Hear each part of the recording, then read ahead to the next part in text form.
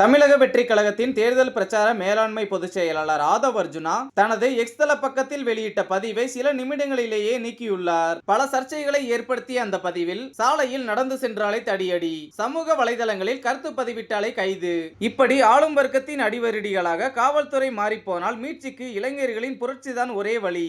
இளைஞர்களும் gen Z தலைமுறையும் ஒன்றாக கூடி அதிகாரத்திற்கு எதிரான புரட்சியை உருவாக்கி காட்டினார்களோ அதே போல இங்கும் இளைஞர்களின் எழுச்சி நிகழும். அந்த எழுச்சி ஆட்சி மாற்றத்திற்கான அடித்தளமாகவும் அரச பயங்கரவாதத்திற்கான முடிவுரையாகவும் இருக்க போகிறது.